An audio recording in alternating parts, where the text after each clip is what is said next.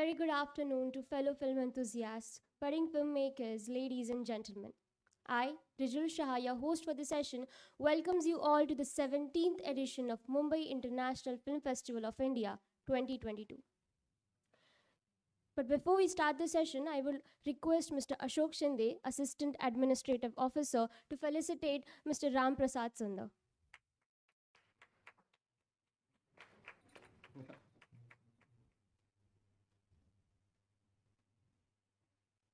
Thank you so much.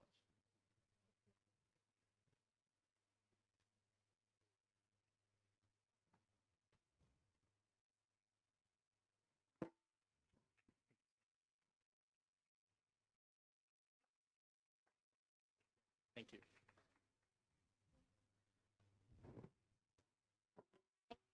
Thank Sure. you. Music. Music plays a crucial role in ensuring the impact of documentary and short film. In light of this, Netflix has been immensely focused on bringing best practices and international standards of scoring to India. And so, in today's workshop, we will be discussing about scoring for short films and documentaries by none other than Mr. Ramprasad Sundar. Mr. Ramprasad Sundar got his electronic degree of bachelor's from Chennai, and after that he relocated to US to pursue a master's degree in music composition for films and TV from NYU and Video Symphony for music for AR, VR and video games in Los Angeles respectively. Ram sir has collaborated with Remote Control Productions, Cutting Edge Group, Raman Reddy, Games of Thrones. Through, through his career began Through his career began in the US, Ram leaped at the opportunity to return to his roots and join the global streaming giant Netflix after 2 years as a post management executive. So, can we please have a huge round of applause for Mr. Ramprasad Sundar?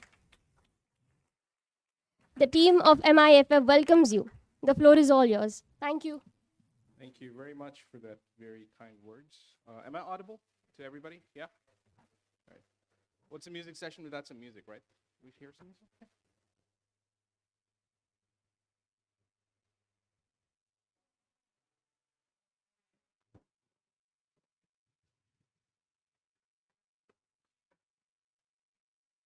This is one of my favorite artists in the recent past. His name is Gen Hoshino.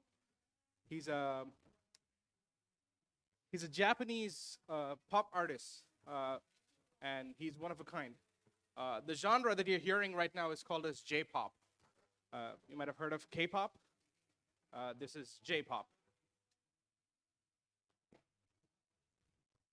Well, let me stop that music for a quick second before I start off with the entire session. I just want to get a pulse check from the audience saying, how many musicians do we have here? Are there any musicians? There's one, there's two. Not too bad. There are two musicians. There's three. Cool. How many directors? How many filmmakers? All right, there you go. That's more like it. Awesome. Uh, Bathroom singers? Everybody? Yeah, there you go. That's the maximum out here. That's the maximum crowd out here. But what are we trying to do is, I'm not here to kind of educate you on anything. I'm just going to share something that you've always known, but in a different light, in a different perspective. So I'll try asking some questions. So feel free to answer, or else I'm not going to leave you. I'm just really going to like pry into it and ask you those questions till you guys give me some answers. It's a nice picture of mine. They just took it very recently. This is my first headshot in quite some time. My name is Ramprasad Sundar. I lead music, creative, and production for Netflix India. We just started this vertical in India and all of APAC just about 6 months back. Till that point, I have been working with Netflix for about 3.5 years now. I was in post-production as a post coordinator, and I was a musician before that. And they were like, "Oh, we're opening up this vertical in India. Do you want to kind of lead it?" I was like, "Yeah, sure, why not? Let's give it a shot and try it out." I've been accompanied by two of my stunning colleagues sitting right up here in front, Shagufta, who supports public policy for Netflix, and Divya, who's my coordinator. Big round of applause for them. Thank you so much for joining us today. You can ask me saying, who the hell is this guy? Why am I even like presenting any of this, right? You've never heard of me. I'm no A.R. Rahman, I'm no Amit Trivedi, I'm no Ajay Atul, I'm nobody in this industry. Then suddenly, what is the credibility behind this guy coming up here and actually talking about music? So let me walk you through a little bit of my life, what happened. Was born and raised in India. I'm a nice Tam boy. I was born in Chennai. I speak nice Tamil. Uh, and I immigrated to the United States in the early 2000s. New York, to be very specific. I was in New York for about 3 years. I did my primary education for Master's in Music Composition out there, and then I did my second Master's in Los Angeles for AR, VR, and video games. So I have double Master's in Music Composition. I come from a family of musicians. So my grandmother is a composer. My mother is a gold medalist from Kalakshetra. She sings. And my two aunts, one of them was and one is All India radio artist. So they keep performing. And you come from this Tambram family, you're expected to sing and perform. I don't know why. It's just like some place they're just feeling like you have to start singing and playing. I don't know why. Like it's just a stereotypical thing that happens.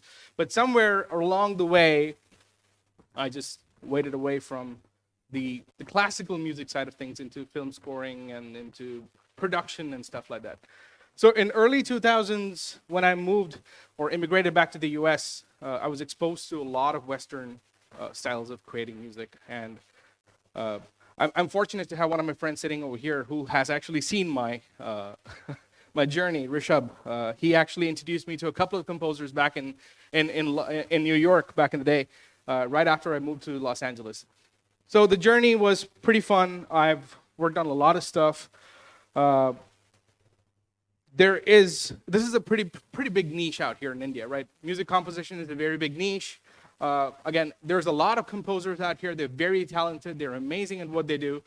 But then, why is it still a niche? We'll talk about all these things, right? As filmmakers, as musicians, as just bathroom singers, all of us are just intrigued about what music does, right? It's a very big part of how it works. A little bit more into my past. After I moved to Los Angeles, my first job was with this place called Remote Control Productions. Are you guys aware of who that is? Have you heard of the name Hans Zimmer? Yep. So I was fortunate to work at this amazing facility for about a year and a half. I just got an NDA clearance about talking about these things. I was there for about a year and a half working with some great composers. Have you heard of Benjamin Wallfish, Ramin Djawadi? These guys have worked on, say, your Blade Runner, Westworld, some great series and films out there. So pretty big names, right? I was working under this composer called Nicholas Neinhardt, who's a French composer who was there. When I was working there, I worked on 2 major projects. And I'm very happy about them because these are super flagship projects for, in my life, I would say that way. Those are the 2 titles. If you've seen The Dark Knight, the opening sequence is ghostwritten by me. And in Interstellar, I've done a ton of music design where, the wormhole sequence and a few other sequences where they actually used a lot of these pulses and stuff was designed by me. It was a great gig. I'm not going to lie. It was just wonderful just because of the mere fact that there's so much that you can learn from composers just sitting in the same room. So it's like a factory. It's like a room as big as this. And there are different rooms that are like parts of this, and then you can just sit down, walk across. There's samples of Hans Zimmer sitting over there for you to like, oh, let me go tweak it and play with it. And that's how we get to work and collaborate. Now, I quit that, and okay. Sorry.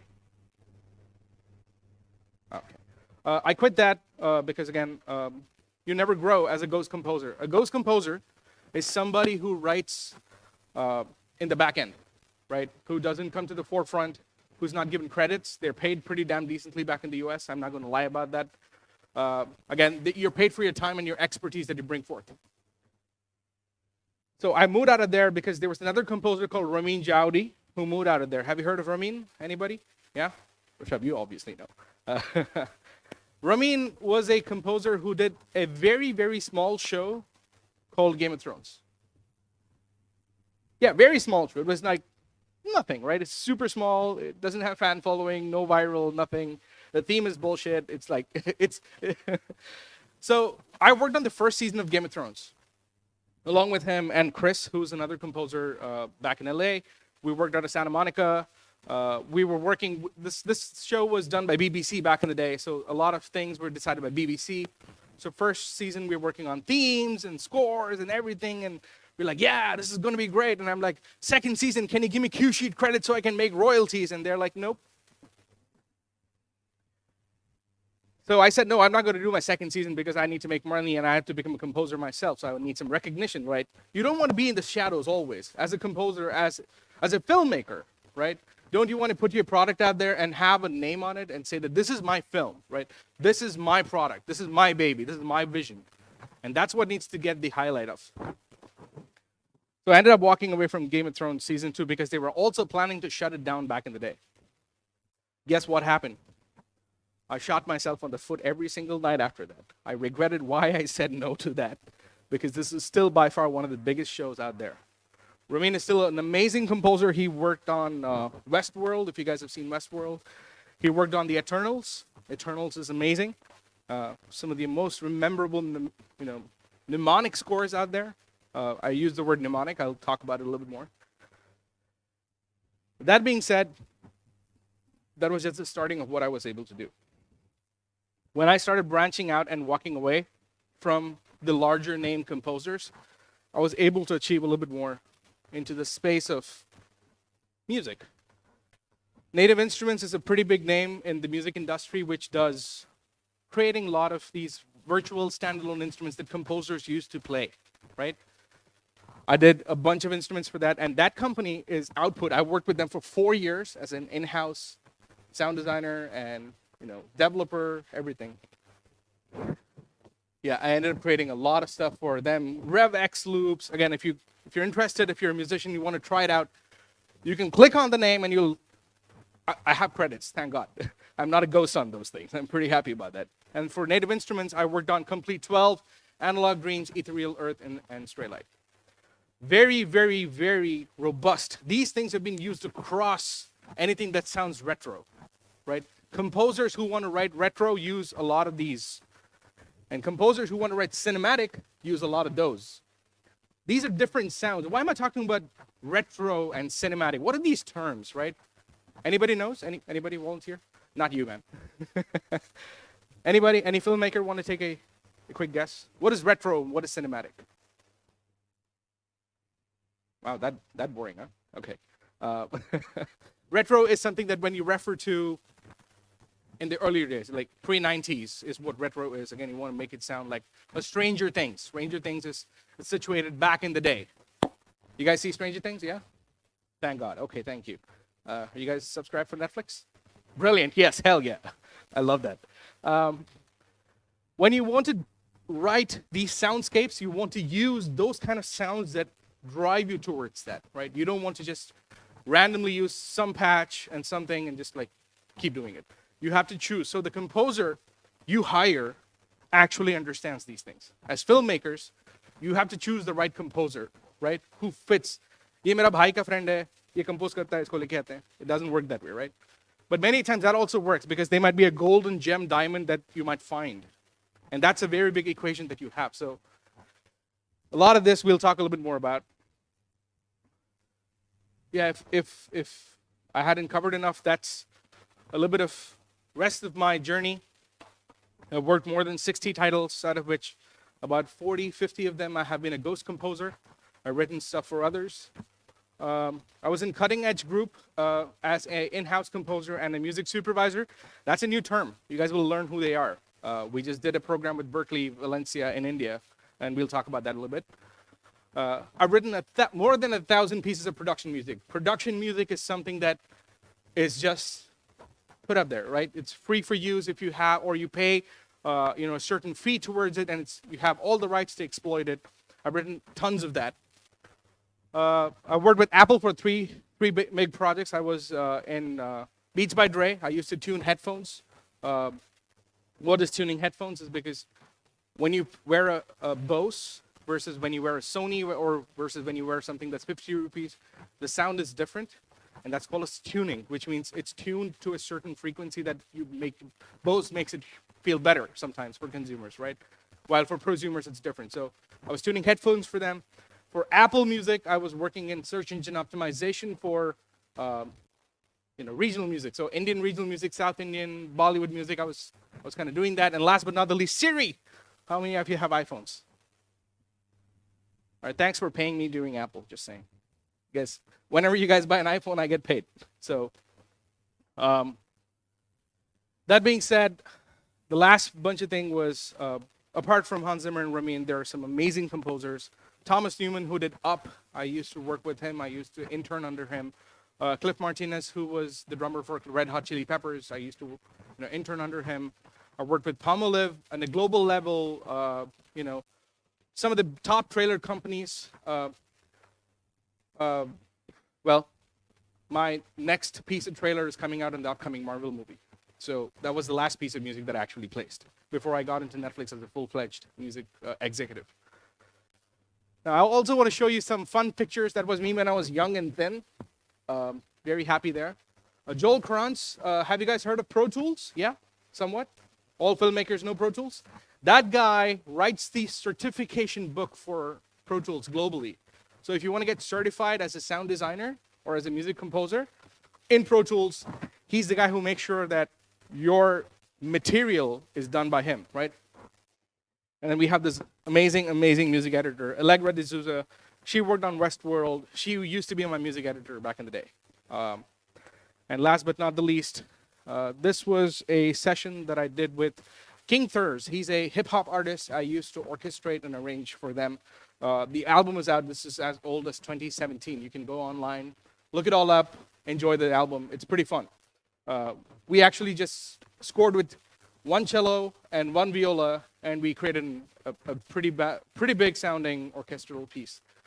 It was just multi-tracking. Just keep like play again, play again, play again. They were just so tired by the end of it. They were cursing me, but we ended up having a wonderful album. Now, what is MCP in Netflix, and what do we do, right? MCP is Music, Creative, and Productions, not the other MCP. If anybody knows the other MCP, remove it off your head.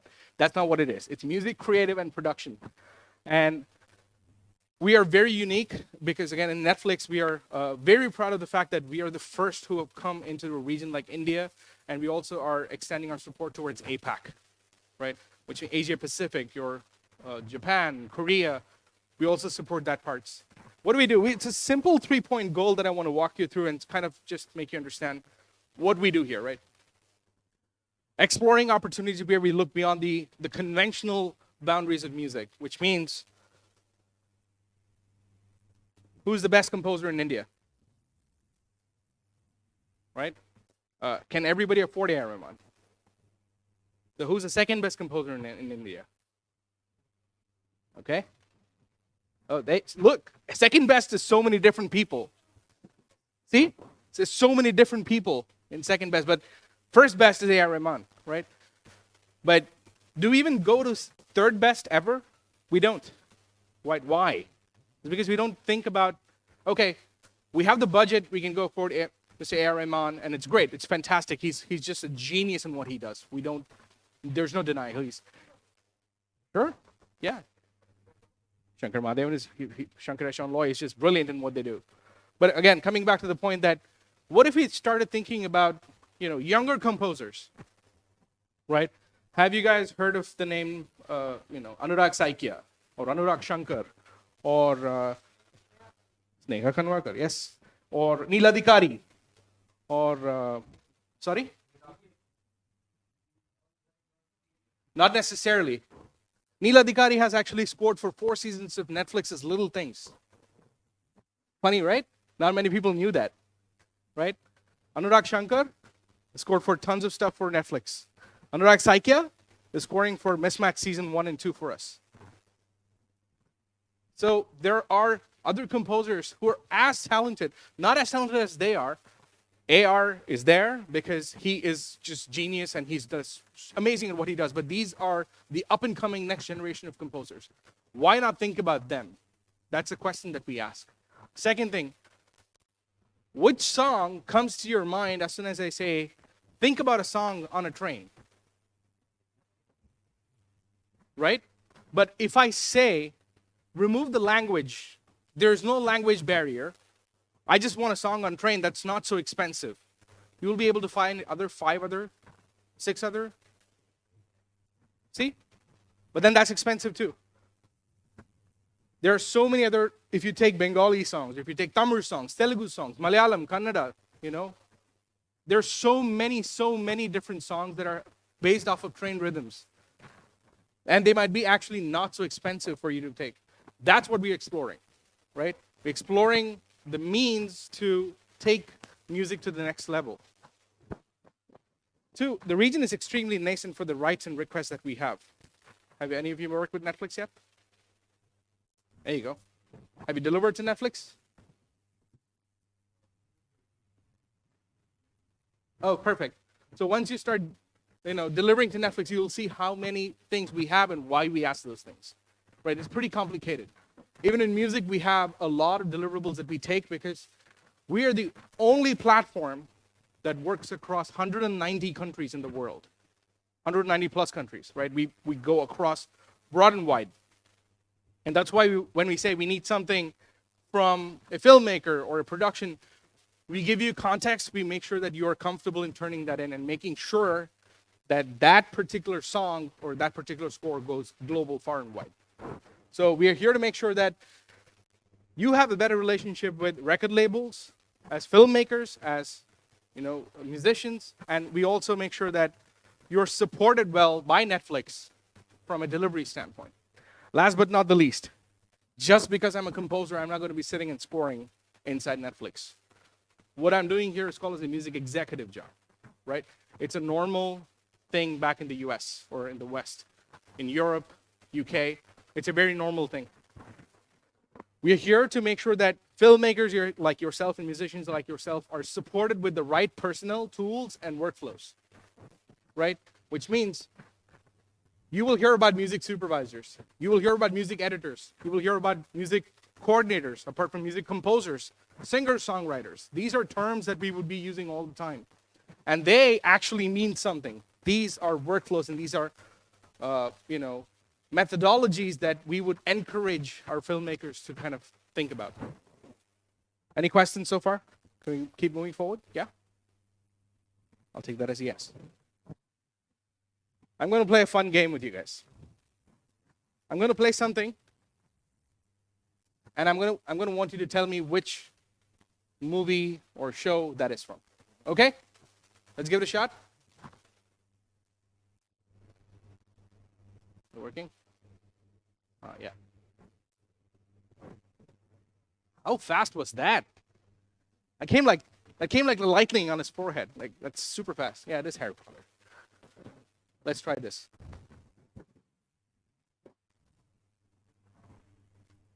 That was faster. And we all love Johnny Depp, don't we? Yeah, we do. Let's try this one more.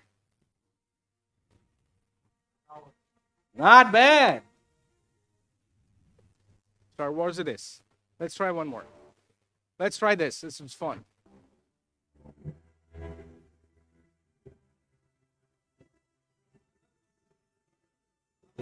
Marvel. Yep, it is the Avengers. It's specifically the Avengers. Not Marvel, it's specifically the Avengers. They created this theme. Alan Silvestri came up with this particular theme for the Avengers. Wow. That didn't even play fully, and you guys are already guessing right. Right? You see what is going on here? You guys are able to identify even before I'm saying what it is, right? Let's try a few more. Not bad. Look at that. Netflix for the win. It is Stranger Things. All right. Last couple of more. All right. Fun game.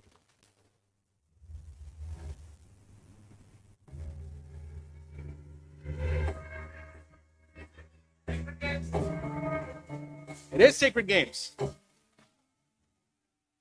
Let's try one more. Let's try this.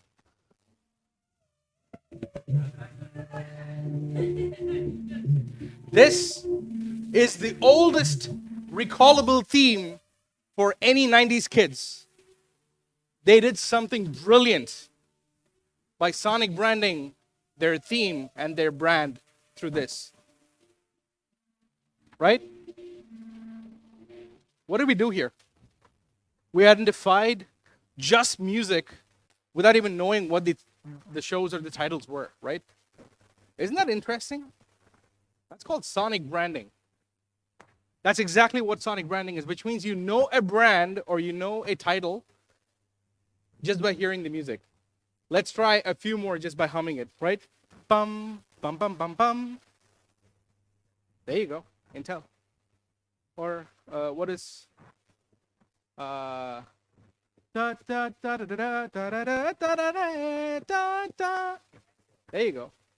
That's how they mnemonize. Mnemonics means anything that you can recall, anything that you can bring back to your memory just because the music or that sound really connects you to it, right?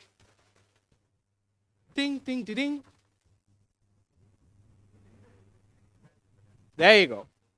Wow, there are not many millennials, there are more millennials than, wow, okay. Younger kids, great.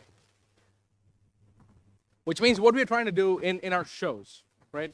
In our shows especially, we want to create recallable themes for characters and situations. So when you hear Sacred Games, you immediately imagine Nawazuddin Siddiqui sitting there and saying, 25 din mein kya hone wala hai?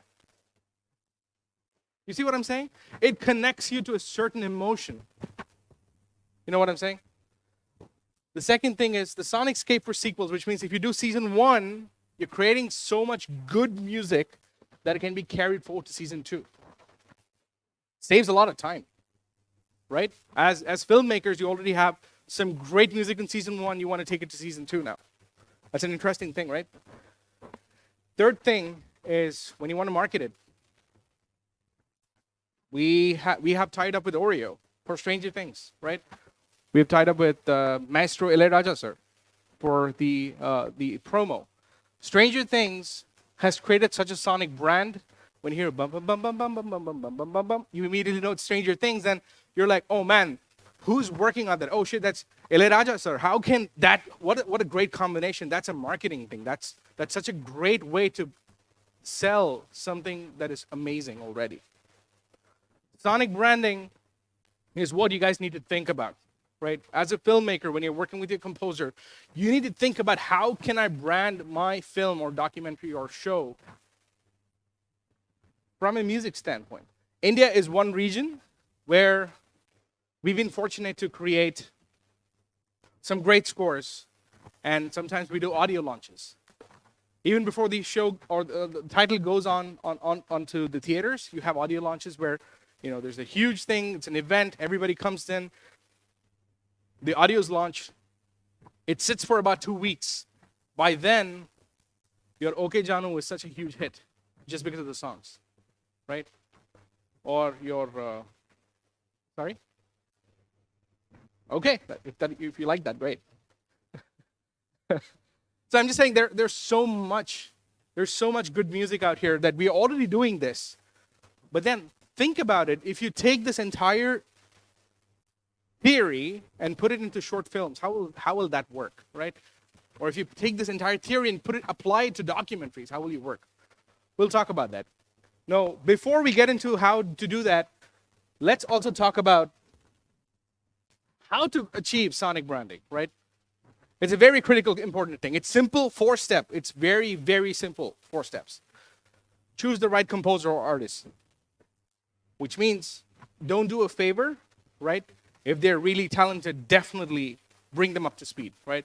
But ask filmmakers, talk to them, give them as much input as you want to, give them like ideas, invest in them, invest time with composers.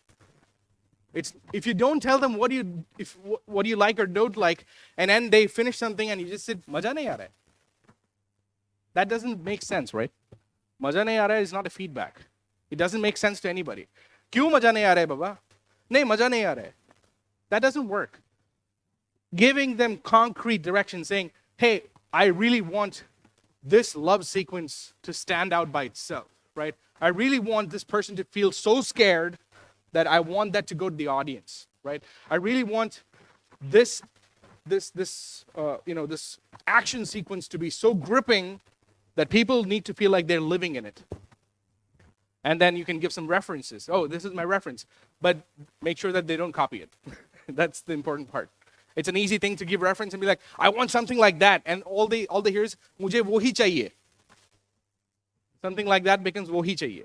So being clear, saying that this is a reference, think about it, and then take it from here to where you think will be fitting to what we have done.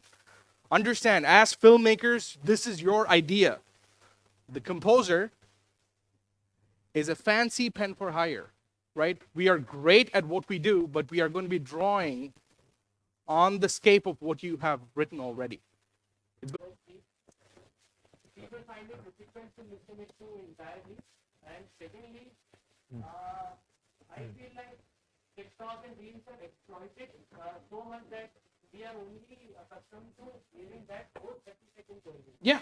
And sometimes it is too much that even if you want to enjoy the entire song or the entire OST, we just skip it because we have heard it too many times. I understand where you're coming from.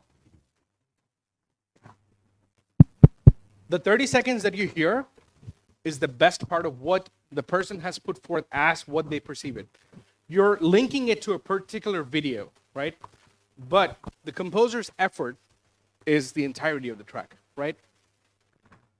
So how do you appreciate the beauty of what has been done in entirety versus TikTok? Now we are in a place where we want to consume much faster, right? We want shorter videos, we want Reels, we want Instagram posts, we want Snapchats, all these things, quick, let's move fast, and move forward. And that's exactly what we're looking for, am I right?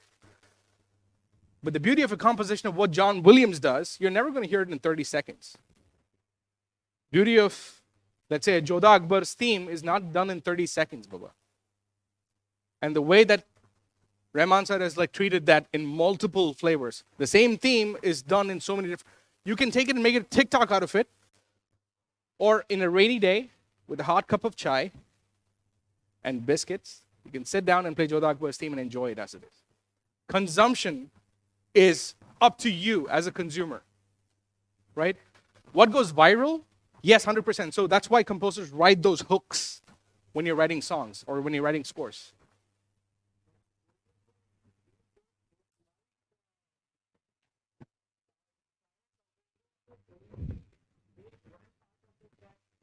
Madam, don't you think this might inspire some composers or upcoming composers to create only one part or 30 seconds of the track? Of course. And rest they can, they don't push much. Which means they're going to only write 30 seconds cues or maybe a minute cues. It's completely fine. There's nothing wrong about it. Look, you're writing music for what you want to consume. It's attached to a content. But music by itself can be consumed without a content. Am I right? Do you agree? Music is much older than visuals. Are we right? We all started as, even before Western music happened, we had Indian classical music. In timeline, this is actually true. We have had Indian music or classical music even before Western music. Nobody tied it up to a picture. You enjoy Bach and Beethoven without visuals, right?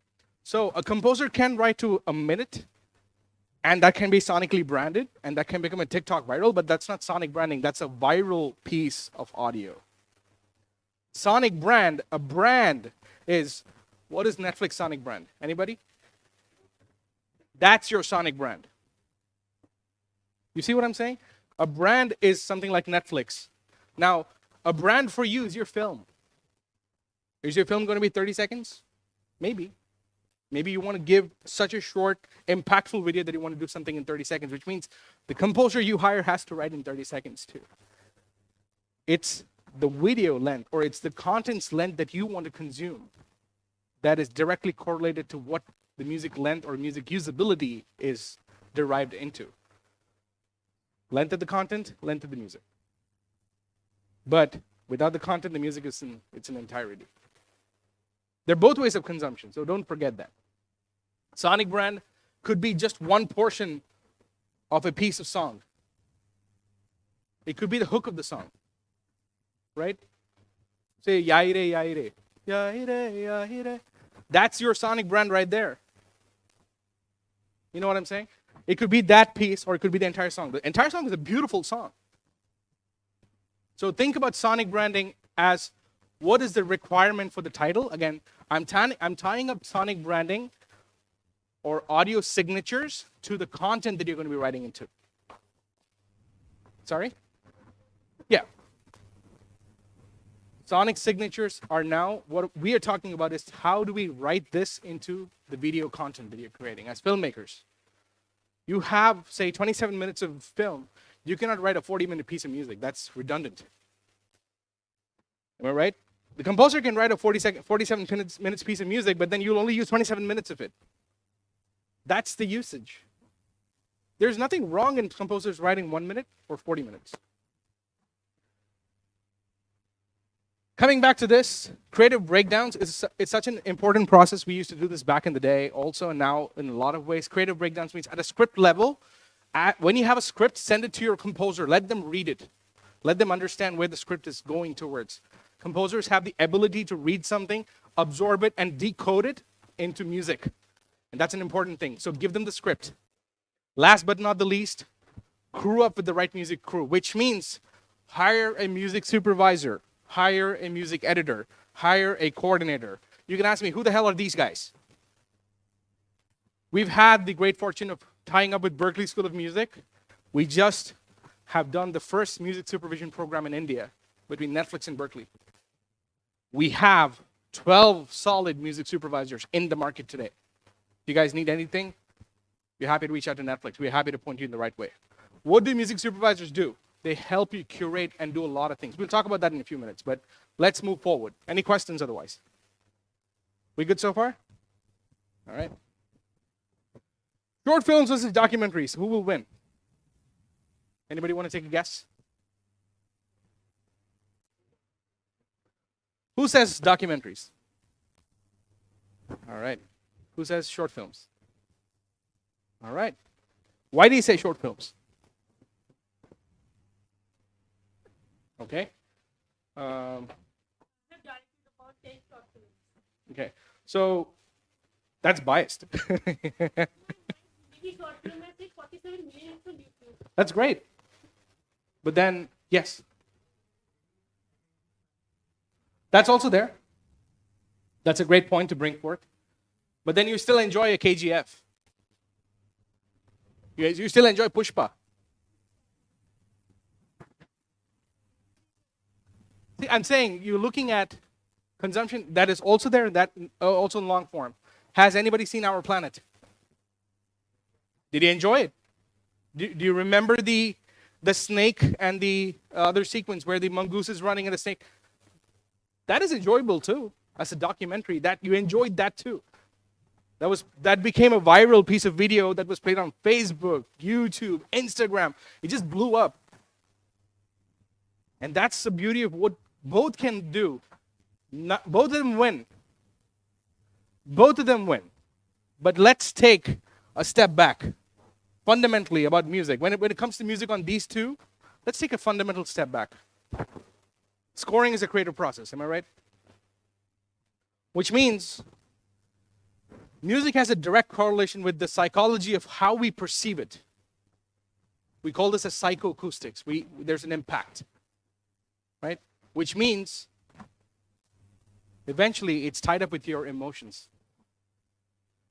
Somebody, when I talk about, remember the first time you missed your mother, which song did you remember? See? That is a mean part. You're tying up your real life emotions with a song. You're making your own film out of your own life. Have you ever thought about it? There's always a song. The first love that you ever had, you have a song for it in your mind. The first guy, the first girl, whoever you fell in love with, you have a song that is connected to that. You will listen to that song. You'll put it as a ringtone for yourself. You'll have it as a caller tune for them. Am I right? That's an emotion. That's love. The first time you lost somebody who's so important for you, you want to just cry and burst, but you were not able to do that. A song was able to do that for you. When you lose a friend, I lost a friend when I was in the position where I was not able to cry. I just would play that song over and over again. and it was an emotion for me. It's an important thing that we should not forget that score for a short film or score for a documentary is fundamentally a creative process, right?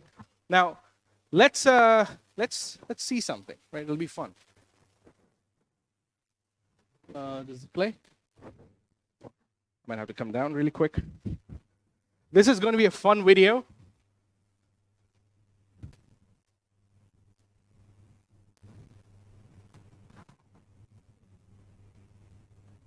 Just imagine this.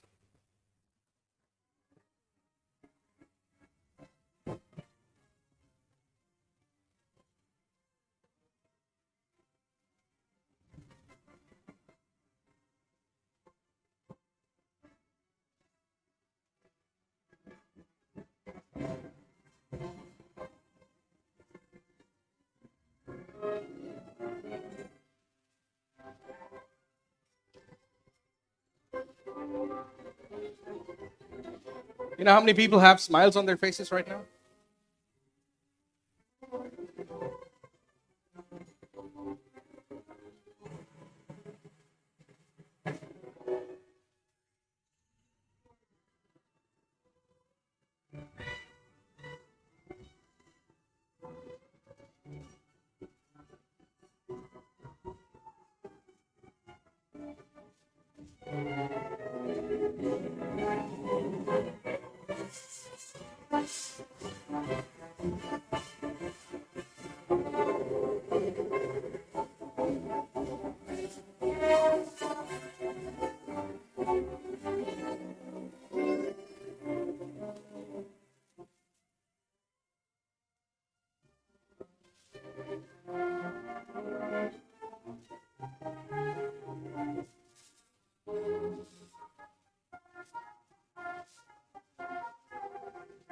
I'm going to pause for a second. Let's talk about what you just heard. Did you just see Tom and Jerry playing right in front of your eyes? That's what music does to you. You've just seen this as Tom and Jerry just fighting against each other. Jerry being inquisitive, just coming in, looking out. And even that guy just taking that particular instrument, it's like something goofy happened at that point in time. And Tom has this weird trumpet sound. Quack, quack, quack, quack, quack. That's very Tom being very... They are creating your entire sonic space right in front of your eyes without even the visuals. That's what music does. That is emotional connection. How many of you are 90s kids? Come on. All right, there you go. That's more like, that's the best audience right there. Everybody grew up on Tom and Jerry? Yeah? With MGM and the lion like starting to, wow. Retro. I'm coming back to the first word that I started. Retro. Coming back to that, right? You see that there's a huge orchestra, right? Not necessarily. We'll talk about that too. With looking at how they've used just strings, brass, rhythm, and choir, and weird instruments to entirely score non-verbally and instill humor into you. Emotion. Music equals emotion. Fair enough? You want to listen to a little bit more? I'm happy to play. Yeah? All right. This is probably one of the best pieces I found because this is an 80-piece orchestra. 80 people sitting in the same room and playing this. Can we have the volume up, please?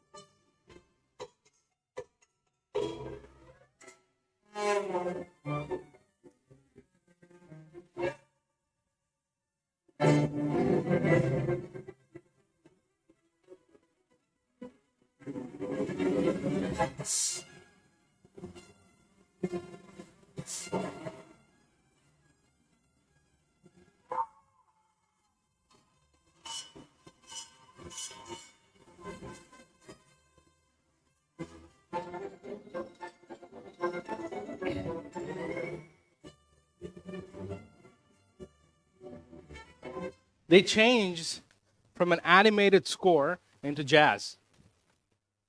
That's implying that there's something more that's happening in that score, right? And then there's a guy who's just shouting because Tom needs to have a voice. You see the auto rickshaw horns that they use to create something out there? It was synced to picture. So there's a genius composer sitting somewhere and designing this on sheets of music. That's the beauty of what music can be done. If you have an amazing composer on board, music can really make you feel the entire thing without you even watching that content. The content and the music would have worked great, but then music stands out. You can still see the visuals. That's what music does. Now let's try moving forward.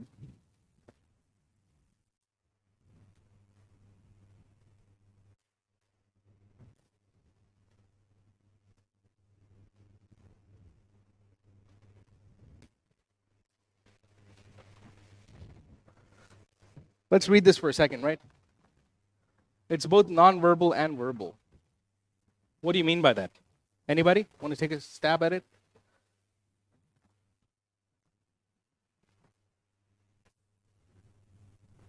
It's, again, portrayed in the director's vision. Music directors and composers and score writers, singer-songwriters, write it to the director's vision, which means you might have a song that might sit in a beautiful motif, right? And then you just have a score that works so well sharing that emotion of the scene. It is both. It actually exploits the visibility of having a verbal. You can have Shreya Ghoshal come and sing a piece of music on top of it. It'll make you cry. Or, we have our most beloved missed friend KK sing a beautiful song like, Yaron, right? Alvida. So it can really tie up music, can really tie up those emotions. So there is both verbal and nonverbal. What you heard so far was nonverbal, which means there was nobody singing, no representation of music in words or lyrics. That is called a nonverbal representation. Okay, this is going to be a fun activity. I want you to watch this. This is a Pixar film called Paperman, indeed. We're going to dissect this for a little bit, right? We're going to watch the entire score, and we're going to talk about what they have done. How did they choose some of these instruments? How did they go about, they, in the sense, Christoph Beck is the composer on this one. And how did he go about choosing how to go about this entire emotion? It's super short. It's about 6-7 minutes. Let's just watch this.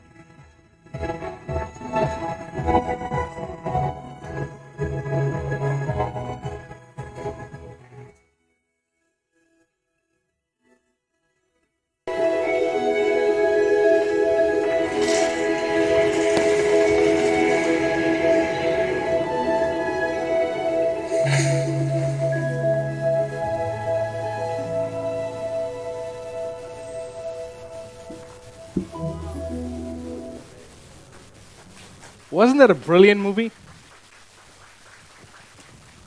6 minutes of just nonverbal. But what they have done beautifully is mix sound effects to be the hero when sound effects has to be the hero and music to be the hero. If you look at the dissection of it, they don't start score every piece of the way. They want you to be absorbed with the visuals and the sound effect to support it. So the first time the protagonist and the lead lady meets, it's a perception and the perspective of the entire, the protagonist is in a perspective is what the film is all about. They start off with just a little bit of strings, they set the context, the paper clicks, and then it's just sound effects all the way till he goes and sits in the office, slams himself against those windows, and then it's like, oh man, she's right across. The score builds. This entire score, they've maintained a couple of instruments that's been consistent. One is the celeste. Celeste is like a toy piano, and a harp that keeps the score lighter and it keeps it more in the love space. Choosing the right instrument is also such an important part of how do you want to score, right? You cannot take, I don't know, I'm just saying, a brass and score this. It wouldn't have had the same effect of how cute this was perceived. You know, how many people laughed during this entire thing. It's there were moments which you enjoyed, right? Throughout the entire thing, we're like, oh my God, that's so funny. him just go running out of paper and then the other guy just having his own paper, that also was a great moment, but that was done in silence. Sometimes silence speaks louder than sometimes music itself. Knowing when to score, when to have the dialogues run, when to have the sound effects, and when to have the music be the hero is such an important part. And that vision comes from the directors, from the filmmakers. Through the entire thing, there is a theme, there's a motif that goes on, right? And then towards the end, the entire key, the pitch of it just changed to a higher pitch for them to show the fact that this is going into triumphant or successful zone. So till that point, the entire score for the first about 5 minutes is maintained in one key, while the end is done in a more different way. So it also shows that they're building towards them both meeting again. We don't know if they got married or divorced or whatever the hell happened after that. But then till that point that they meet again for the first time is the pivotal point for them. And that's what the Rockets are doing. Another thing that you have to notice is throughout this thing, it goes in it goes in an arpeggiator. An arpeggiator keeps the pace of the film. You don't want it to be just slow violins playing throughout. It just makes it feel bored, right? The style of orchestration, style of instrumentation, style of arrangement also decides and defines how you want to perceive music. Making sense? Any questions so far? Nothing? Sure?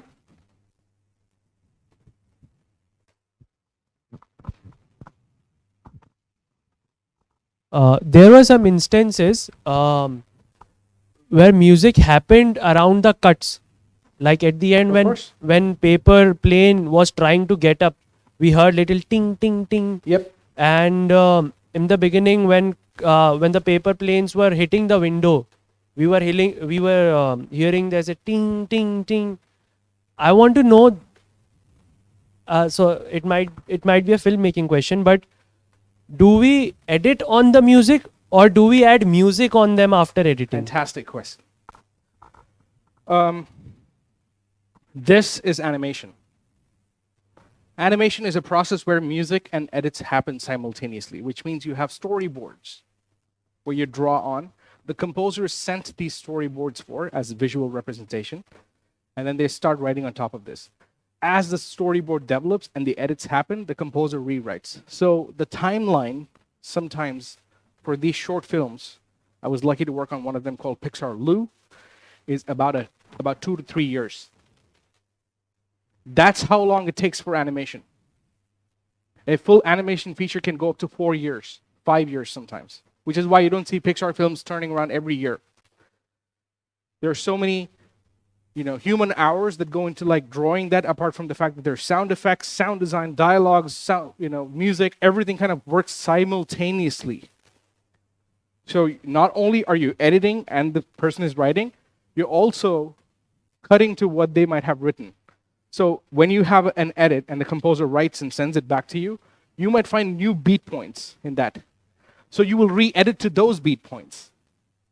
That's what happens in animation, right? But in features and in shorts and in series, many a times you are with the visuals, and I'm talking in predominant averages. I'm not saying this is how it has to work. I'm saying that in predominant averages, the composer starts when you have an actual edit, right?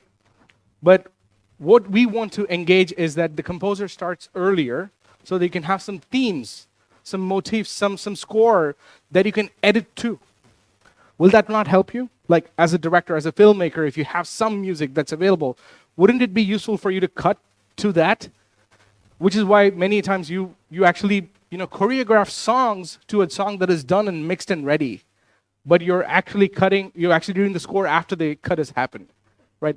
It's a different way that we work in India. In the US and in many other industries in the West, the composers start as early as they can. They come up with themes. So for example, in Game of Thrones, we started off with themes. We did not start with the score. When we sent the themes, there's somebody called the music editor who works with the music mixer, the director, and the supervising sound editor to make sure that it works with the thing. which means they recut the entire cue. The composer knows that. Music editor works with the composer, under the composer many times, right? So cutting music to picture or cutting picture to music, both happens. In animation, it's very complicated, very different. Yes. You can speak up, it's fine. Hello Yeah. हाँ sir, अभी मैंने last एक Rakesh Ranjan sir का lecture सुना था।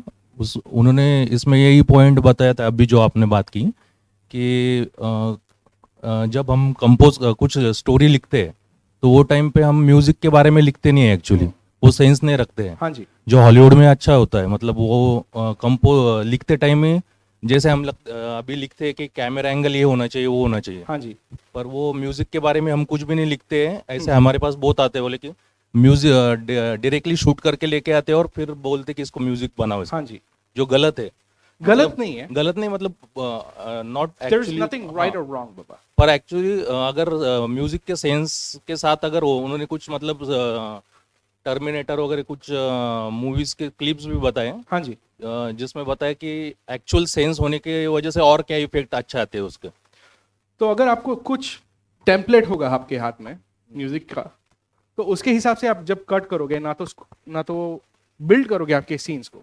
अगर आपको score मिल गया, मतलब आप समझ लो कि आपका प्रोटैगनिस्ट नहीं तो विलन का या हीरोइन का कुछ ना कुछ पीसेस ऑफ स्कोर मिला है आपको, उसके साथ अगर आप आपका शूट भी यूज करेंगे, आपका शूट करेंगे, तो उसके हिसाब से भी आप थोड़ा बीट एंगल कट करेंगे ना।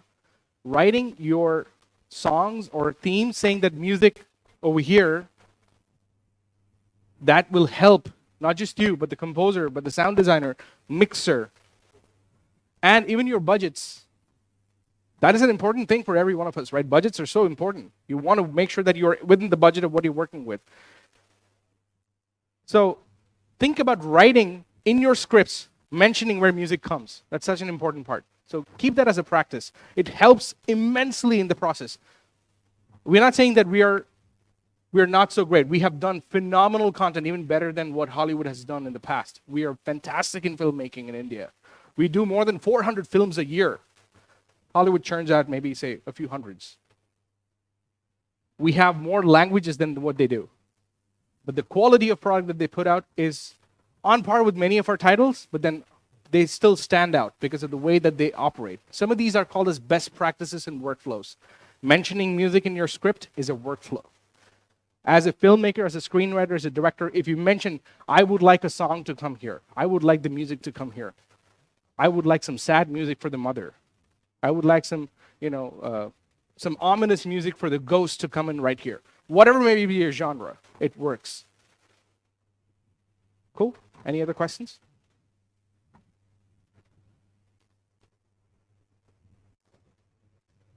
Let's talk about this. Music has been dated to about 35,000 years. Do you want to take a wild guess how long theater has been around? 2,500 years. 2,500 years. So theater started even later. The first form of entertainment for humans has been music. We need to acknowledge that music says a story. Never forget, you might have dialogues. Music is your second dialogue. Music by itself speaks another language. You've done right.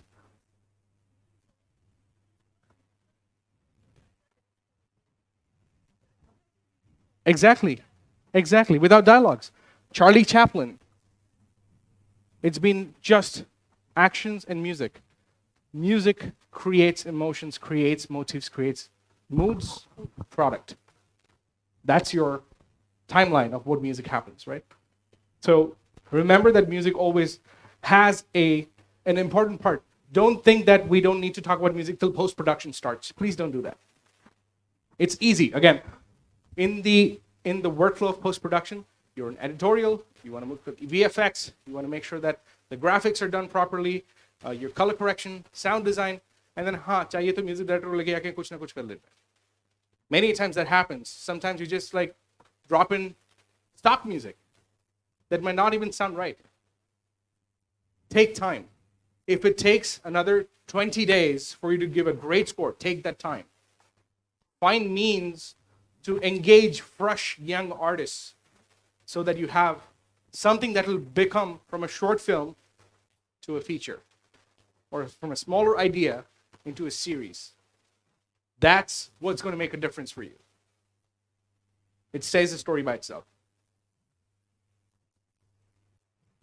This is George Lucas. Has anybody seen this video? Oh, I love this video. This is from almost in the early 2000s.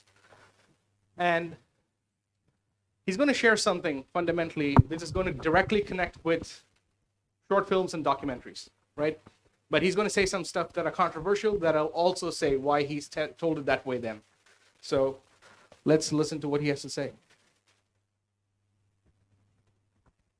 Along the way is that several speakers have talked about happiness, and I've discovered along the way that happiness, you live in two worlds here. Happiness is pleasure, and happiness is joy. You have to be either one. You add them up, and it sort of falls under the uber category of happiness. Pleasure is short-lived. It lasts an hour, lasts a minute, lasts a month. And it peaks and then goes down. It peaks very high. But the next time you want to get that same peak, you have to do it twice as much. And it's like drugs. You have to keep doing it because it insulates itself. No matter what it is, whether you're shopping, whether you're engaged in any other kind of pleasure, it all has the same quality about it. On the other hand is joy. And joy is the thing that doesn't go as high as pleasure in terms of your emotional reaction, but it stays with you. Joy is something you can recall. Pleasure you can't. So the secret is that even though it's not as intense as the pleasure, the joy will last you a lot longer. And people who get the pleasure, they keep saying, well, if I can just get richer and get more cars, you'll never relive the moment you got your first car. That's it. That's the highest peak. Yes, you can get 3 Ferraris and a new Gulfstream jet, and maybe you'll get close. But you have to keep going. And eventually you run out, and you just can't do it. It doesn't work. So if you're trying to sustain that level of peak pleasure, you're doomed. It's a very American idea, but it just can't happen. You just let it go. Peak, great. Pleasure, it's fun. It's great. But you can't keep it going forever. Just accept the fact that it's here and it's gone. And maybe again it'll come back and you get to do it again. Joy lasts forever. Pleasure is purely self-centered. It's all about your pleasure. It's about you. It's a selfish, self-centered emotion that's created by a self-centered motive of greed. Joy is compassion. Joy is giving yourself to somebody else or something else. And it's a kind of thing that is, in its subtlety and lowness, much more powerful than pleasure. If you get hung up on pleasure, you're doomed. If you pursue joy, you will find everlasting happiness. So with that, I'm gone. One thing I discovered along the way is that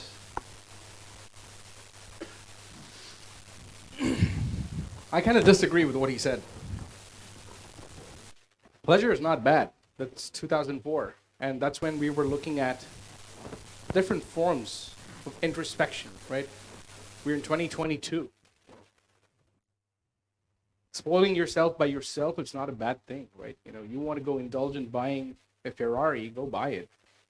You can afford it. The important thing is, I'm correlating with short films and documentaries. I was just coming back to what you were saying. Short films are this long, which means you need to feel a particular emotion by the time the film is done. That is pleasure in a certain way. Can we agree to that? Yes, somewhat? Right. Documentaries are long formats, which means you're doing it multi-episodic, which is a docu-series or as a long docu-film.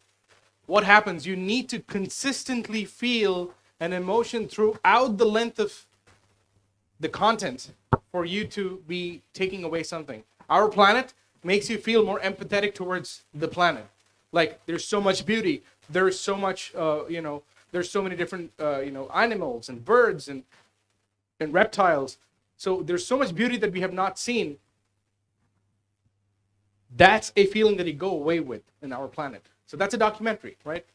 I'm not saying documentaries are not are happiness and this is pleasure. In my opinion, Paperman was pleasurable when I heard it the first time. It became joy for me the more the time that I heard it. It was something that I could recall. It was recallable for me. It just stuck to my mind. There could be a piece of music that is sticking in a short film that can become something as an inspiration that could actually turn the tables. Think about working the pleasure point into a joyful experience. That's what it is. Short films, again, quick. I want to make sure that I get in, I get the crux of it, I understand what's going on. That's a great theme, that's amazing. Okay, I'm done. I remember that when I walk away. It still sticks in my memory by the end of the day. That's a win right there. Documentaries, you just want to feel satisfied. Documentaries, there is a style of scoring called as underscoring. Right? When there's somebody who's narrating, if there is music underlyingly, that's called as underscoring, which means it supports the voiceover and dialogues. It does not sit on top of it. It's not soaps. It's not our TV soaps where when the dialogue stops, the music comes up. It's not like that. When you look at documentaries, it's done in such a way that when the narrator or the voiceover stops, the music just soars. That creates an emotion.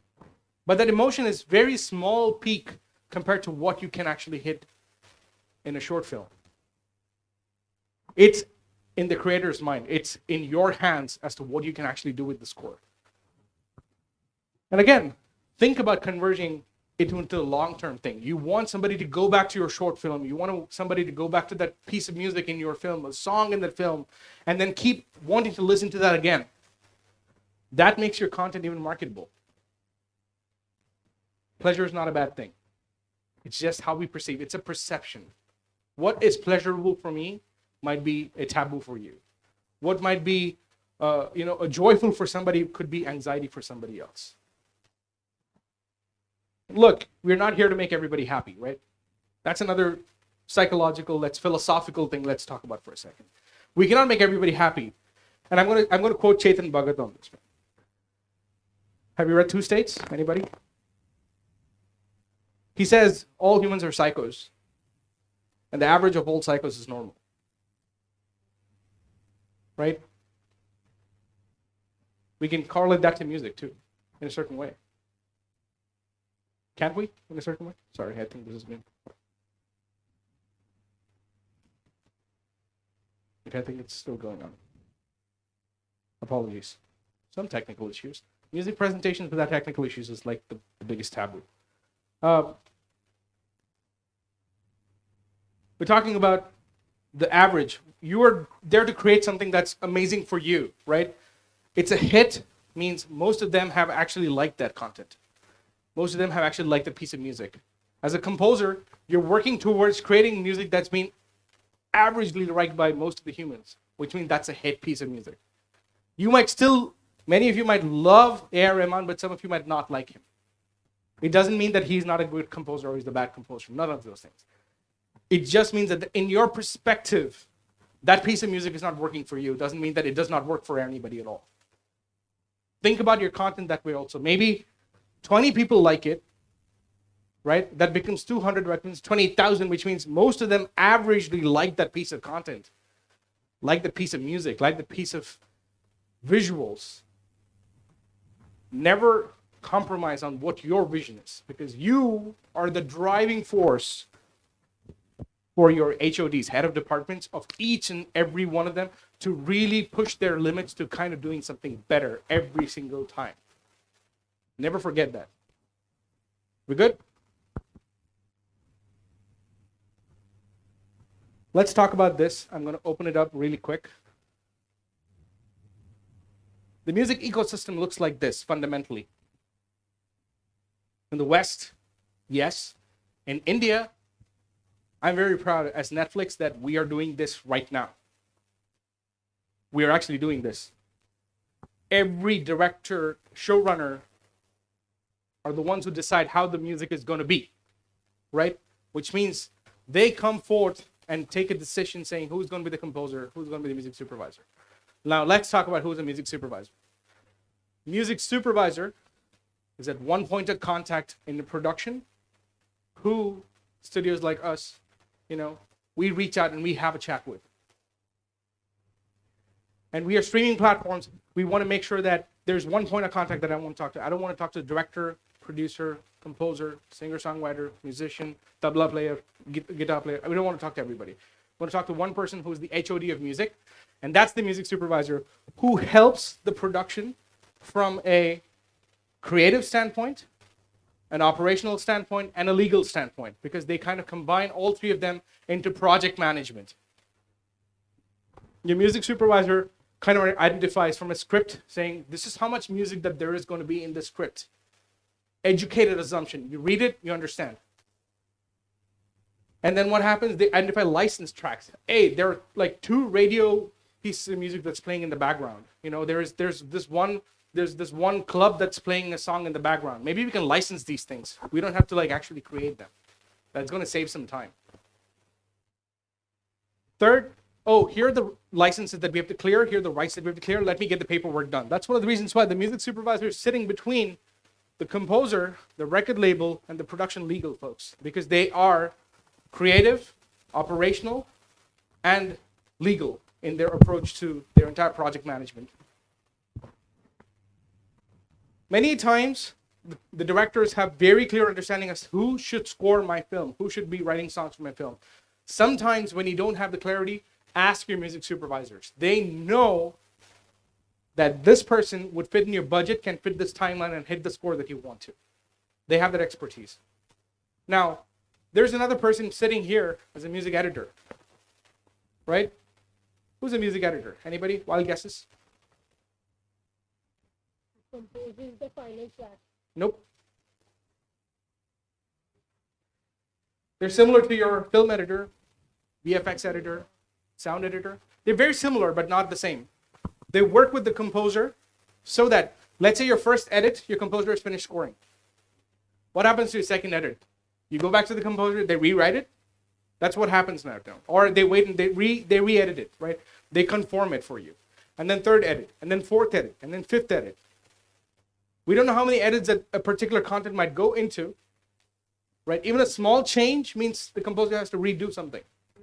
Instead, this music editor is part of the composer's team right now. They're even like assistant composers who are available, who actually do something like this. They help you reconform.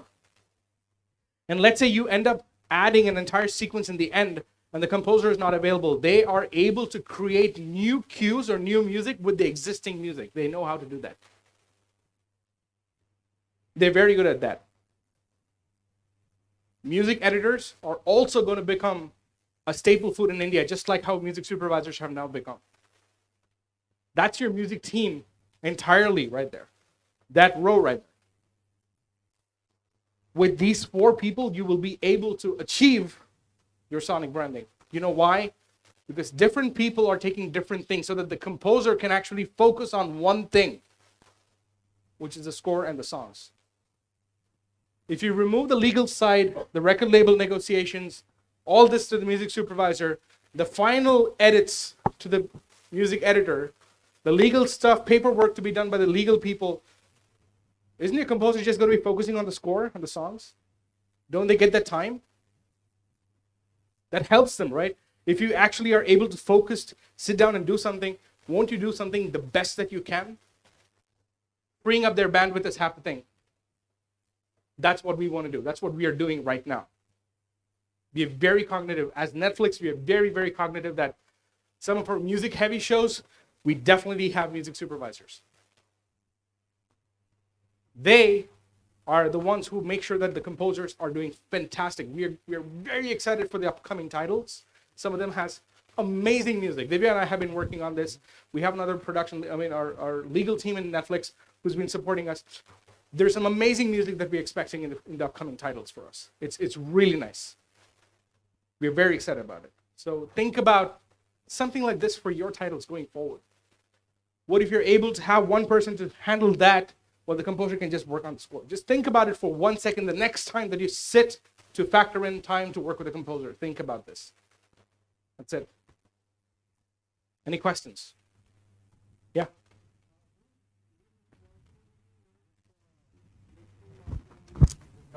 That is a sound designer. That sound designer guy takes responsibility for the sound effect, mixing, mastering, dubbing, and That's a great thing that puts a great perspective. Sound and music are two different departments. Let me clarify that first. We work together in the end.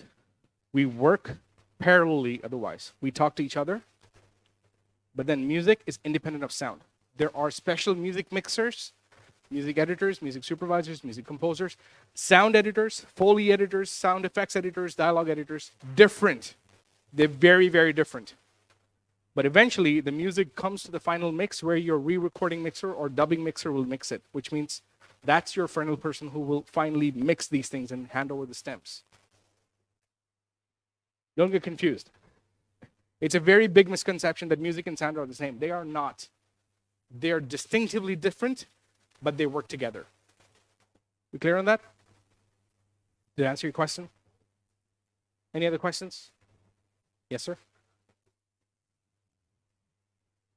This workflow is very good for the big production house as well as studio. But any advice for the independent filmmaker who don't have that much budget, but still they want that quality? 100%. Yep, please. Music supervision is something new to India, right? When I say there are 12 music supervisors in India, I mean that they're also starting off. Nothing is done for free. That's a motive that I believe in personally also, right? We are very, very short film directors and filmmakers are usually very apprehensive about talking about budgets in the front. Because again, you might have very little, and that's fine. There's nothing wrong about it. Everybody's starting off with everybody starts in some place. Making sure that you give them the right credit, give them some money, and they're excited about working on the title is all that matters. Once they're on board, maybe they're composers themselves. Maybe they will help you compose some things out of their own pocket. That's a relationship that you build. Invest into building this community. As a filmmaker, invest into music supervisors. In the West, Pixar has 2 music supervisors for that Paperman. Christoph Beck had like 7 assistants, 2 orchestrators, 1 arranger, who he works with. They did not start off that way. They started off small. Everybody starts small. Independent filmmakers, have a conversation. Say that I don't have money, but can you help me out? It's fine. Have the conversation. If they say no, what's the worst? If they say no, it's no. It's fine. You still move on. You figure it out. But then having the conversation is going to help you a lot. There are so many people who are itching to become music supervisors. Since it's new, and if they do, say 20, 40, 30, 40, 50 short films or ad films and stuff, their name and credits build, which means now they can also work in the bigger league. That's exactly how you work too. You do your content, you build your slate, you build your repertoire, and then you go to the bigger leagues. Independent filmmakers, have conversations. Talk to the people. Talk to your composers. Talk to your music supervisor candidates. They are as receptive as you are to them. Unless you have those conversations, unless you have those difficult conversations, you will never know if that's going to be a possibility or not. That's the only piece of suggestion that I would give. Of course. Any other question?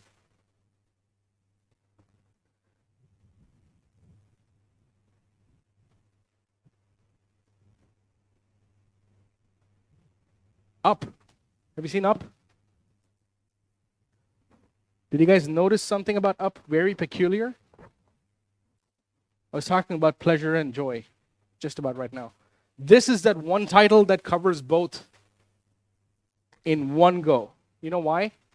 The first 7 minutes of Up is a short film. You agree? The first 7 minutes of Up is a short film. The rest of it is a feature. What happens after the lady dies is the feature. What happens before that is a short. We're going to look at what Thomas Newman's beauty has done in the first 4 minutes. Da, da, da, da, da, da, da, da, da, da, da, da. That's the theme. And you just see how differently he orchestrates the same theme in different instruments, right? The same theme is played in different instruments to represent different emotions. That's sonic branding right there. Let's hear this out.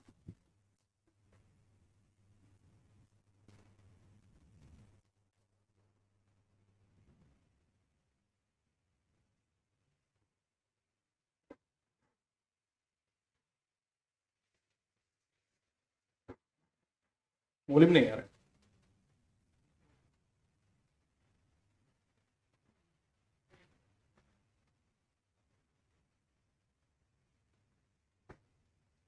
It's not working, Baba.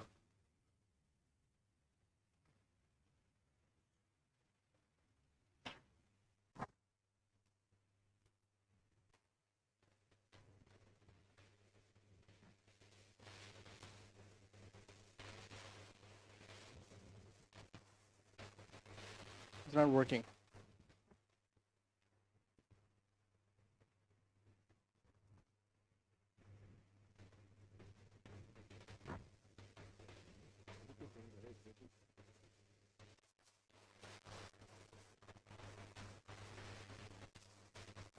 नहीं आ रहा.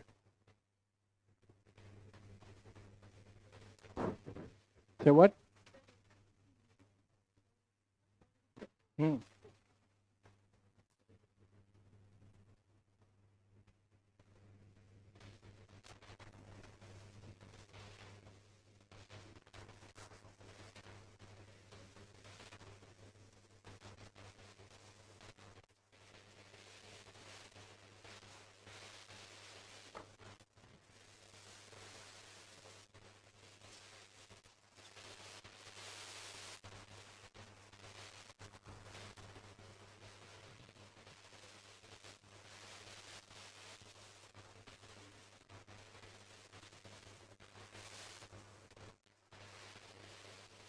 Plug out करके करके दूंगा.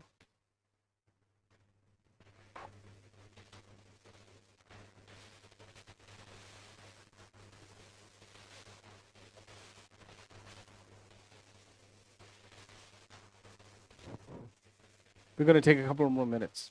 Sorry.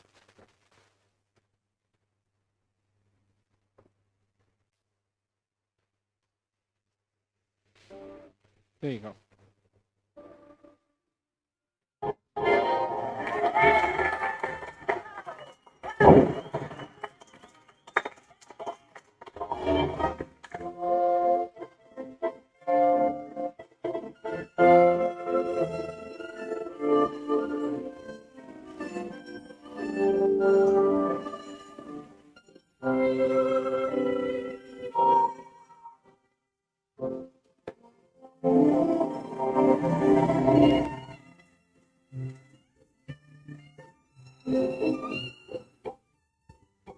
We moved from a trumpet to a violin.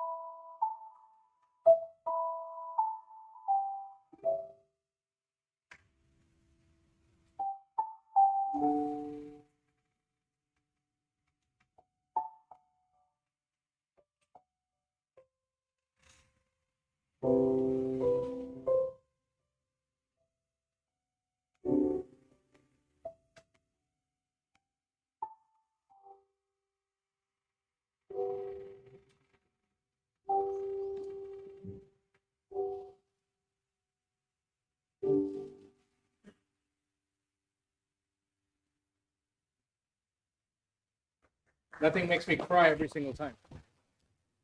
Nothing makes me cry every single time. It's the same theme. They took 3 instruments. They took a trumpet, they took a fiddle, and then they took a piano. The trumpet was representing the male, the fiddle was the female, and the piano came when sadness crept in. You never felt at any point that the theme was repeating. Right? It just felt like it was organically flowing at any point in time. That's what a good theme does. And this is just the first 4 minutes of it, right? And then the story unveils after this. It's another big story after this. I don't know how many of you have seen it, but it's a great film. You guys should definitely check it out. Thomas Newman is a genius when it comes to something like this. Now, I think we're almost the end of the presentation. Sorry.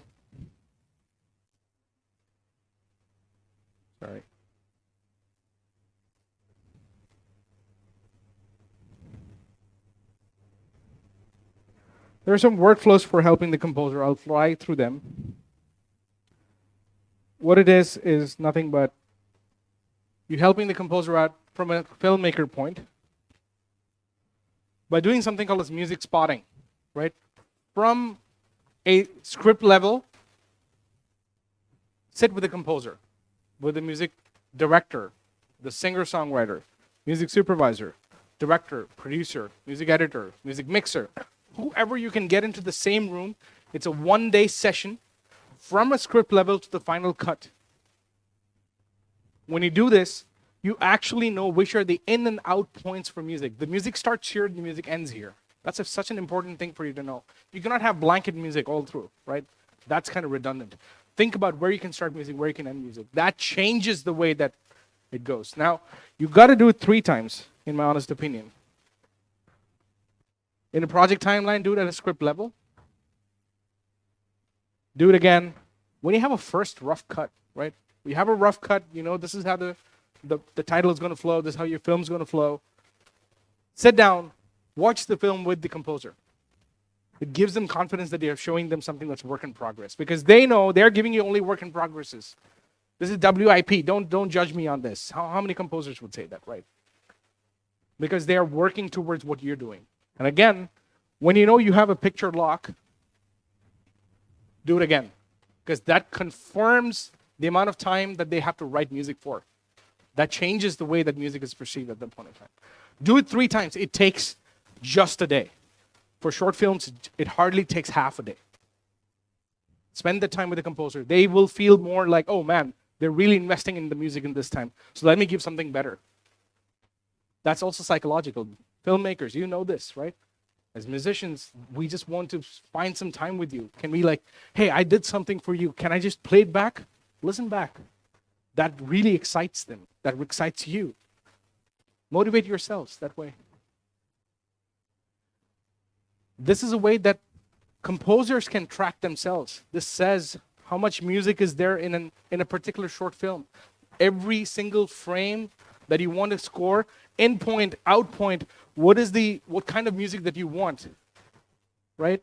And then if you have license or reference tracks, why not use that? This is called a cue sheet, or this is technically paper editing. Don't you edit? You can edit on your paper, right? In your script, you can literally cancel out lines. This jumps from here to here, here to here, here to here. That's paper editing. This is paper composition. This is you knowing where the music starts and where it ends, and how much are we spending on music? How much time are we going to spend on music? That's exactly what happens over there. Spend time with the composers, filmmakers. We love it. We love the fact that you're giving us the attention so that we can give you more when you ask, can you do one more song for the end credit? 100%. If you give us that 3 times, we'll give you another extra song for free. That's how we are. I'm not confirming for other composers. I'm just saying it as it is. I'm not normalizing it, guys. I'm just saying this is just a theory. But don't you feel like you get excited, right? When you listen to good scores and good songs, you're like, man, I have to change the edit right here so that it fits that song. That is a motivation that comes to you at that point in time. Then why not? Think about these workflows. Music spotting and paper composition is going to help you immensely.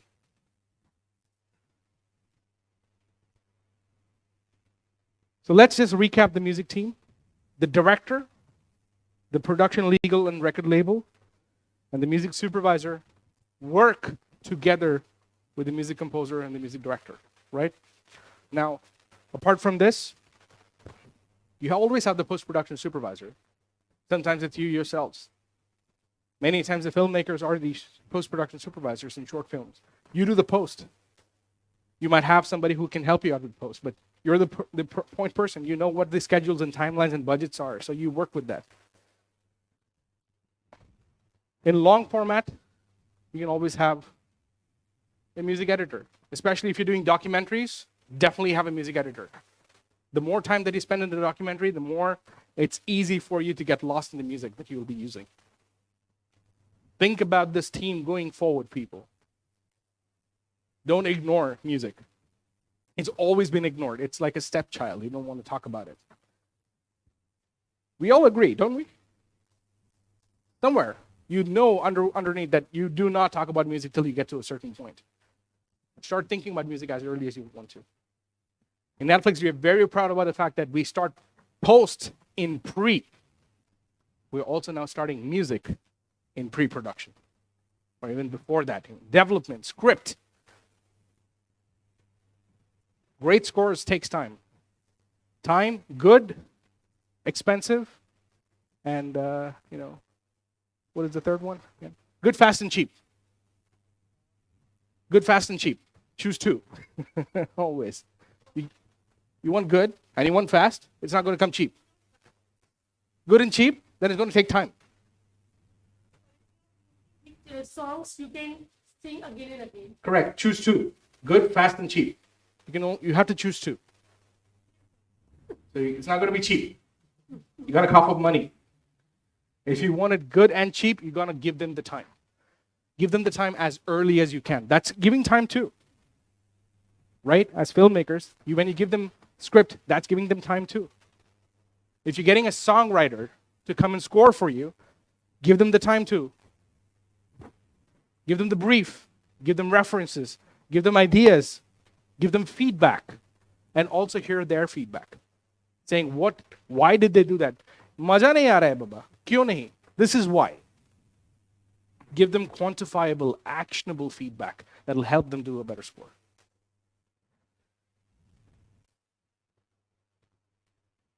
Well, I'll give you one real life example of how do we write scores. This is pretty much the end of the presentation. I'm going to play you 2 videos of what I recorded for the trailer that's going to be coming out on Marvel. So one is a string section. This entire recording happened in Air Studios in London.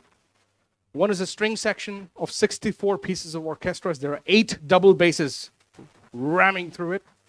And the second one is a horn section. And then I'll finally play you how the track actually sounds, and then we'll call it a day. This is the string section.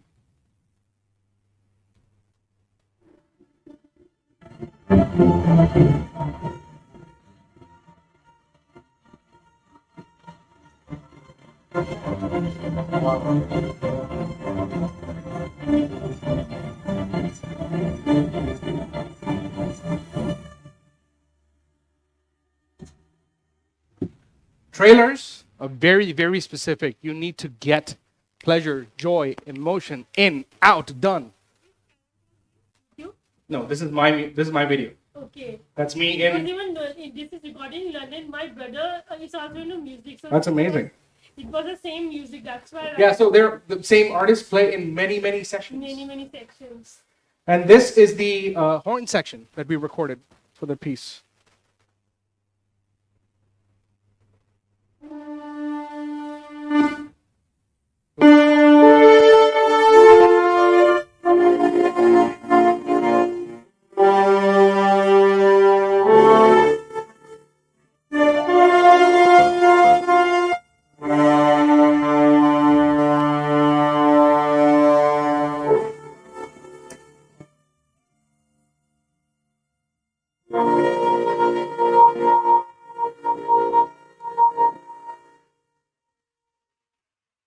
Feels like every Hollywood movie trailer out there, right?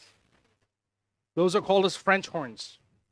The people play with one hand stuck inside the horn. That's how the sound actually comes.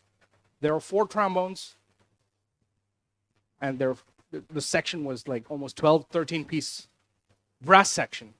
Now, how does this composition sound? I'm going to play that next, which is the actual trailer music that we have done, that I've done.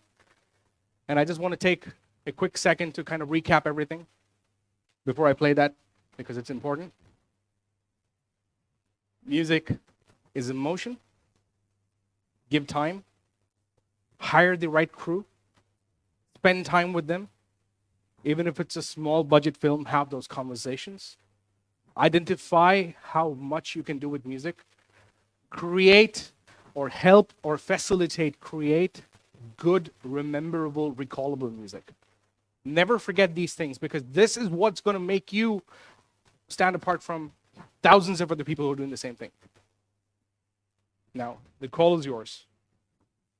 I'll play the last piece of music, and then we'll call it a day. And maybe if you have any questions, I'm happy to answer that.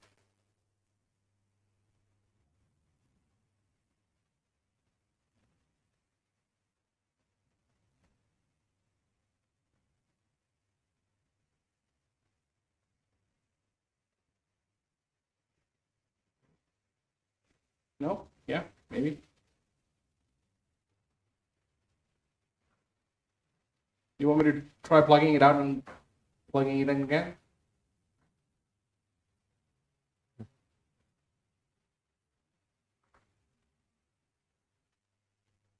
It's not playing.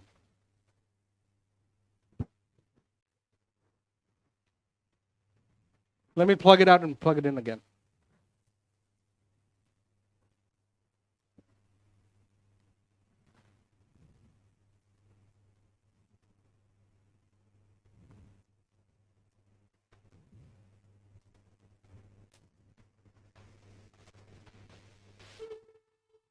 That's the final piece of music.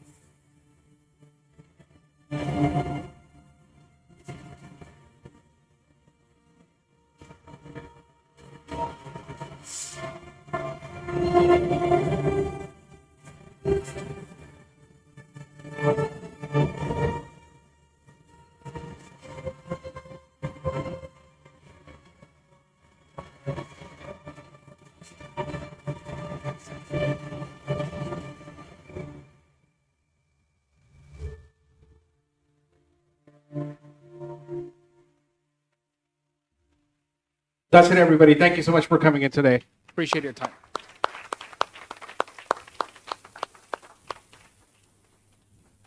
Any questions at all? I'm happy to answer any questions.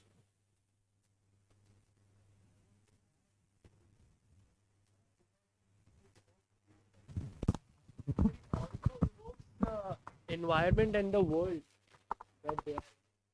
Of course.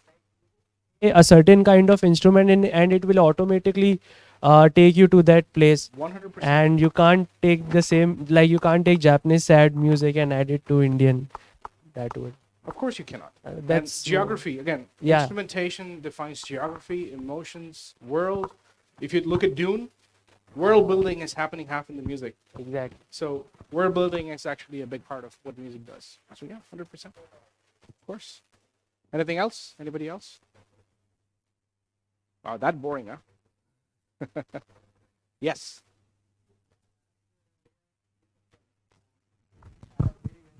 Exposure to music, like music, as you said, I treated it as a stepchild.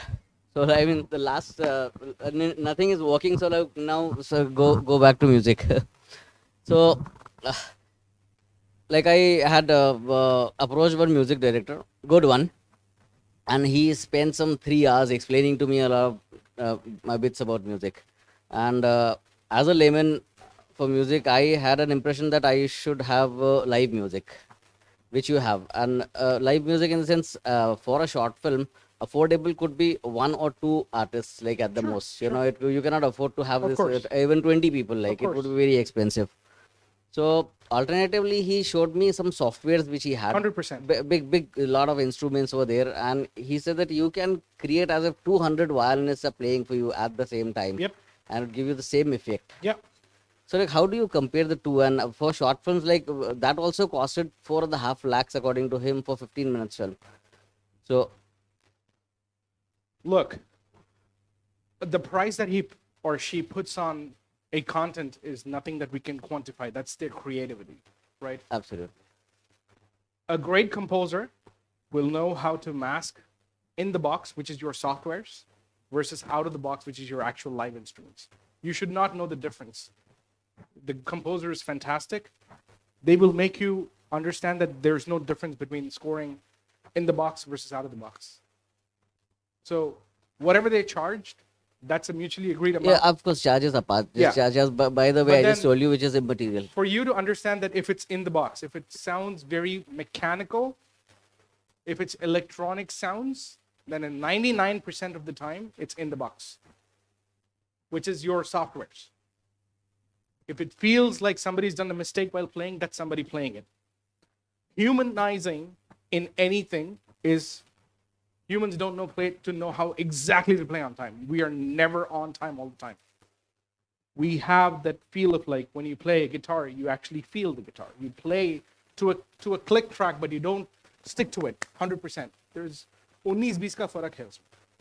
That's how you know if this is the best way or that's the best way. Now, when it comes to scoring, many a times you want to just finish this one because it's more affordable than this, which is inside the software versus actually hiring the musicians, right? But there's something called as hybrid scoring, right? What is hybrid scoring? Is scoring in the software, but using live musicians to top it off. That makes it more connectable. Now, that's where you split the difference, right?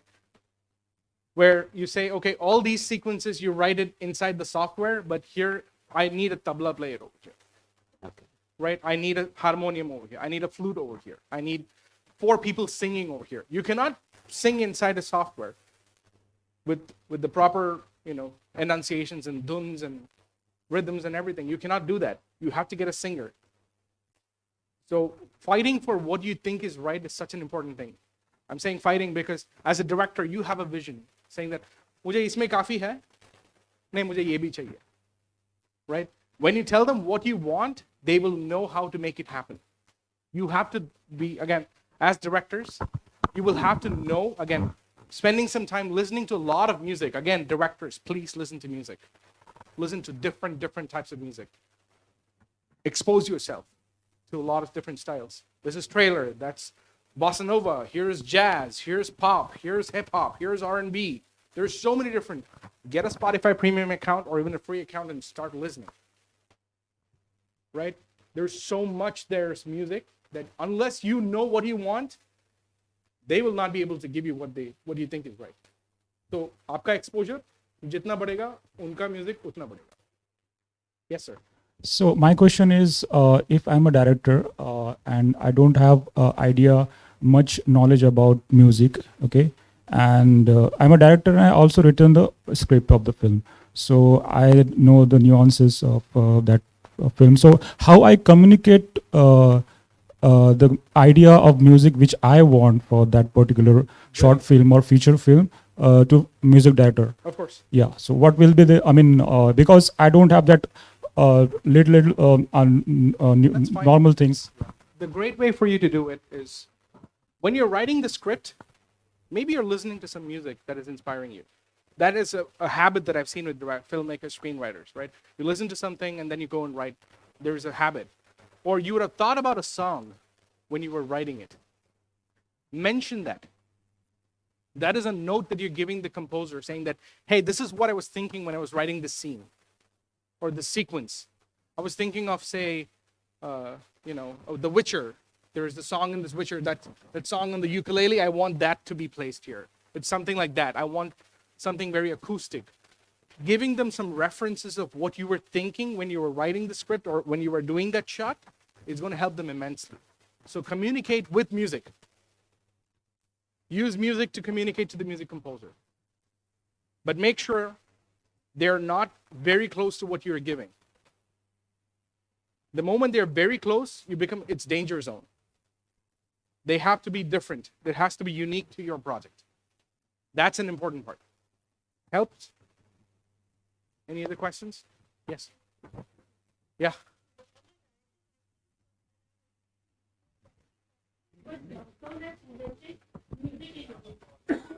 Because my brother are into music, so I was just sitting and nowadays we are not getting good songs. So I started learning piano. So now I'm already in the middle of my piano, and in the lockdown I have created piano tutorials for Didi Tera Deva Divana, piano tutorials for Dil To Pagal Hai, on my YouTube channel. So already in the middle of my music. That's great. So as directors, when you invest in learning an instrument, that's going to let you communicate to the composers even better. Learning an instrument is such a great thing. There's a secret in the music community. Nobody will tell you this except for me over here because, again, I'm breaking those myths. When we as composers have writing blocks, we go learn an instrument. Whenever we have writer's block, we go learn an instrument. You know what it does? It lets us think beyond the scope of what we have known. We learn an instrument. Maybe we learn a percussion, maybe we learn a guitar, maybe we learn a piano, we learn something new that lets us break that barrier of creative stagnation. That helps us a lot. So directors, spending a little bit of time in learning something is not a bad thing. But again, if that's not possible, listen to music. You had a question?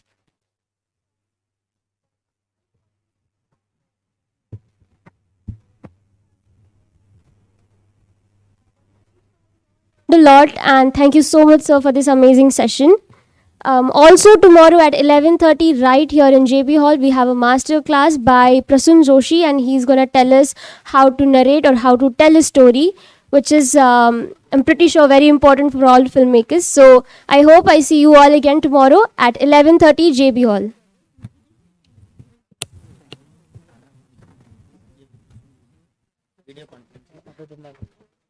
I'm sorry for the venue. The venue is gonna be RR3 Hall, which is right near the gate, the building, Phase 1 building, 10th floor. Thank you so much. See you tomorrow at 11:30. Also, one last thing. If any of y'all have any more questions for Sir, I'm sure Sir will be willing to entertain them outside the hall. Thank you so much, everyone. Have a great day.